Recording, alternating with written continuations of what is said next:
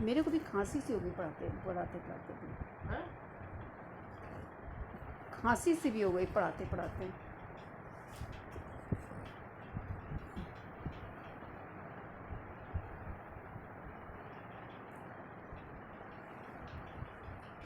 Okay, so in this lecture I'm going to start with the Monroe system.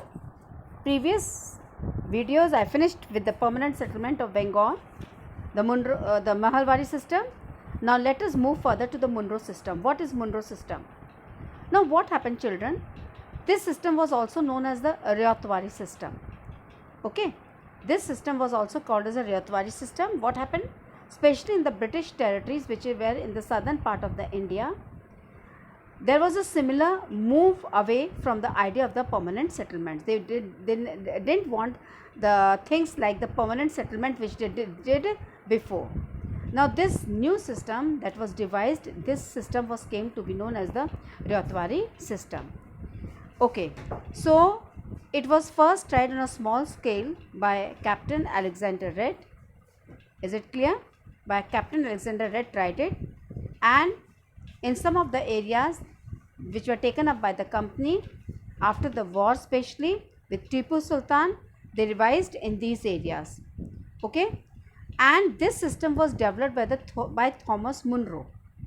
Okay, it was developed by Thomas Munro, and gradually it was implemented in all parts of the South India. So Munro, he felt that in the south there was no traditional zamindars over there. The settlement, they argued, had to be made directly with the cultivators. Cultivators को रियात बोलते थे, तो उनका कहना ये था कि यहाँ पे कोई ट्रेडिशनल ज़मींदार नहीं है, इसलिए हम डायरेक्ट जो है कल्टिवेटर्स से जो है सेटलमेंट करेंगे, जिन कल्टिवेटर्स को वहाँ पे रियात्स बोलते थे. रियात्स जो है they had been tilling the land for the generations, ठीक है, and their fields had to be carefully and separately surveyed before the revenue assessment was made. इसका मतलब क्या हुआ कि उनकी फील्ड्स को जो है असेसमेंट करने से पहले उसको केयरफुली सर्वे करना है, और उसको जो है सर्वे करने के बाद भी असेस करेंगे. Munro felt that the British people should act as paternal father for these figures. ठीक है, पैटर्नल फादर मीन्स एक पिता की तरह से यहाँ पे उन लोग को रोल प्ले करना चाहिए, जिसमें कि जो है they are going to protect the ryots under their charge. So what happened in this? Now what was the problem, which were limitations which are faced by this? Now within a few years, what happened after that? The new system were imposed, and it was clear that all was not well with them. Is it clear? What was the thing? Now it was already, they were driven by the desire to increase the income from the land. Every time they wanted to increase the income from the land. Revenues जो है और officials जो थे वो revenue demand को काफ़ी high fix कर देते थे, पेजेंट्स जिसको कि पे नहीं कर पाते थे. फिर व्हाट हैपेंड, रॉट्स को अपना वहाँ से कंट्री साइड से अपना घर छोड़ के भागना पड़ा, एंड द विलेजेस जो है इस रीजन में टोटली डिजर्टेड हो गए थे. Now the optimistic officials, those who have full faith in them that the things are going to change, and once again they are going to bring this new system in this area once again.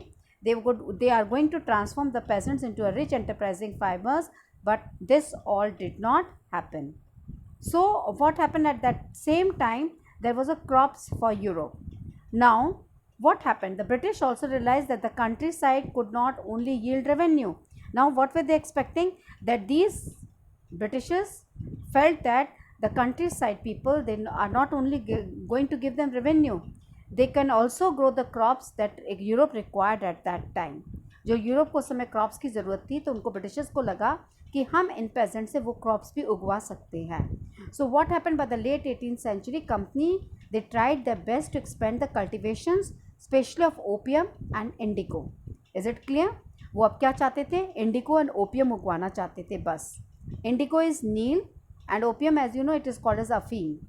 So in the century and a half that followed, उसके बाद British ने force किया cultivators को, specially in various parts of India में, to produce other crops like jute in Bengal, tea in Assam, sugarcane in United Provinces, which is called as Uttar Pradesh now, wheat in Punjab, okay, wheat in Punjab, और उसके बाद जो है cotton in Maharashtra and Punjab both and rice in Madras. अब ये crop उगाने लगे. Now how was this done? So British जो है उन्होंने कई मेथड्स अपनाए इस कल्टिवेशंस को, क्रॉप्स की कल्टिवेशन को एक्सपैंड करने के लिए, which were required at that time. Now the story of one such crop, that is the method of production, have been discussed here. That is, I am going to show you a kalamkari and a Morris cotton print. Okay, that you can see over here. This is a Morris cotton print over here, and here is a kalamkari print. Is it clear? So this is what they started doing.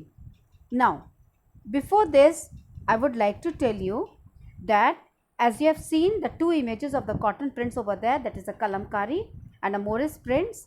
The image created these, that is the kalamkari which print was created by the weavers of the Andhra Pradesh over here.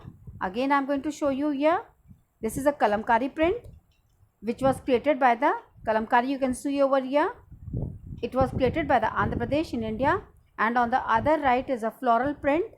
Floral print was produced by the William Morris, a famous poet and artist of 19th century Britain. And there is one thing common in both the two prints. Both were the rich blue in color, which were made by the indigo. And you know how this color was produced. Indigo color was produced. The blue which you are seeing in this print, it was produced from a plant which is called as indigo. Okay? And it is likely that the blue dye which was used in the Morris prints, you can see over here Morris prints, flowery prints.